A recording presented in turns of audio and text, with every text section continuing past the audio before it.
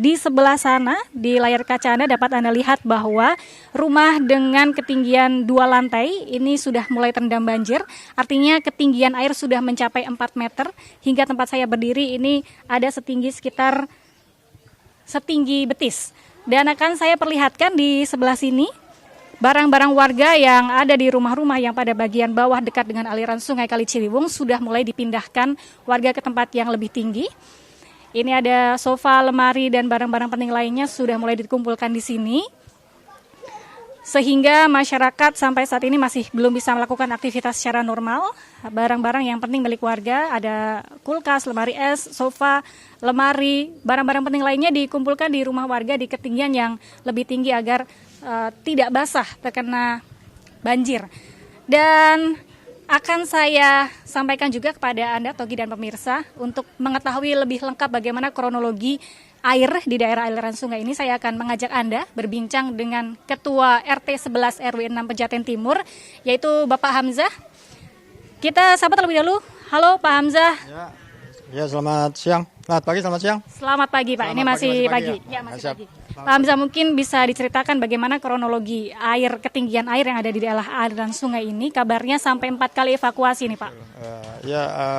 Memang sejak minggu malam Senin itu air informasinya sudah masuk ke RT gitu kan, dari komunitas kelurahan dan juga dari FKDM, LMK semua masuk informasi bahwa akan datang banjir, yaitu siaga 1 gitu.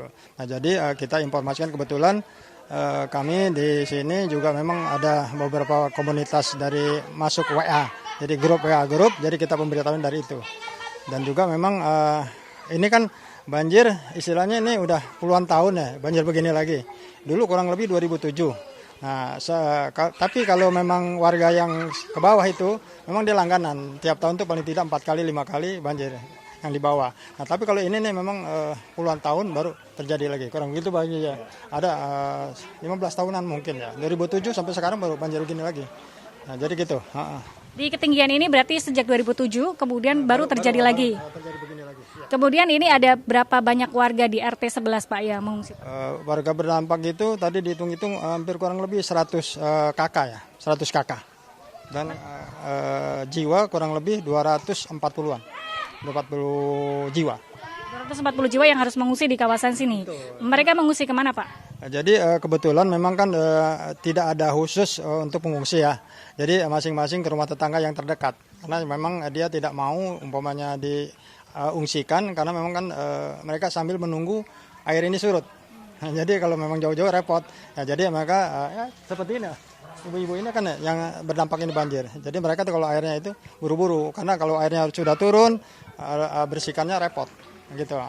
Jadi kronologi sejak pada minggu malam ada banjir kiriman dari wilayah Bogor dan sempat surut kabarnya Pak pada hari Senin. Kemudian ini mulai naik lagi. Ini seperti apa Pak? Ya, memang kami itu dari warga semua sudah membersihkan ya, karena kan memang yang berdampak itu sudah mulai surut dan juga warga sudah mangkut barang ke dalam rumah, sudah dibereskan, beres-beres lah. Nah, ternyata kurang lebih jam 10-11 itu ada kabar lagi bahwa akan ada siaga 1 lebih tinggi volumenya daripada banjir yang kemarin gitu. Nah, jadi kemarin tuh kurang lebih yang awal siaga 1 awal tuh 390-an. Nah, kalau sekarang 400 kurang lebih ya. Kalau nggak salah gitu Bang Haji ya, 400 lebih. Nah, itulah jadi terjadi banjir begini. Gitu. Baik, terima kasih Pak Hamzah. Nanti saya akan berbincang lagi dengan Bapak. Kemudian saya akan berbincang dengan komunitas pecinta Ciliwung, yaitu Bapak Haji Royani yang mungkin lebih paham mengenai bagaimana sejarah daerah aliran sungai Ciliwung dan mengapa ini bisa terjadi. Pak Haji Royani, gimana kabarnya? Alhamdulillah, sabarnya baik, sehat. Pak Royani, ini mungkin bisa disampaikan kepada pemirsa juga bagaimana sih kenapa banjir di sini bisa terjadi, Pak? Banjir di sini ya sejak zaman dulu lah. Karena biar gimana pun orang bilang 32 sungai, tapi Jakarta satu cuma Sungai Purba. Itulah Ciliwung. Panjangnya cuma 117 km. Dari hulu sampai dengan muara tuh 117 km. Dia banyak pintu-pintu air. Nah, jadi kalau Ciliwung banjir dari sejak saya kecil memang udah banjir. Cuma kalau dulu banjirnya sampahnya sampah pohon, daun. Kalau sekarang kan sampah plastik. Ketika banjir surut, plastiknya nyangkut. Jadi orang kenapa nggak mau dia buru-buru balik, nggak mau lama ngungsi karena ya itu begitu banjir surut, lumpur, sampah nyangkut. Jadi mereka harus kawal karena kan mereka nggak ada air nggak bisa, listrik mati. Jadi seperti itu dan udah terbiasa kalau yang di pinggir kali. Tapi kalau kayak ini seperti banjir 5 tahunan yang pernah terjadi 2007. 2007 itu pernah terjadi tertinggi yang pernah terjadi di Ciliwung sejak saya ingat. Berapa meter, Pak? Itu 4 meter. Jadi di RT di sini kayak di sini sekarang cuma RT 11 ya yang kena yang tadi dibilang. Tapi ketika banjir 5 tahunan ada beberapa RT yang biasanya nggak banjir sekarang sampai 100% banjir. Contohnya di sini di RT 12. RT 13 itu sampai dengan 200 meter ke atas air. Ya naik ke atas sedikit tapi kemana-mana gitu. Kalau di Pejaten Timur kita lihatlah di media bahwa setiap hari setiap kejadian selalu diekspos. Tapi actionnya mana? Saya sebagai relawan ya sebagai aktivis Ciliwung minta tolong masyarakat juga kalau boleh milih dia maunya pindah tinggallah di Pondok Indah maunya dia. Tapi ini kayak gini mana kalau nggak Pak RT, kalau nggak kita.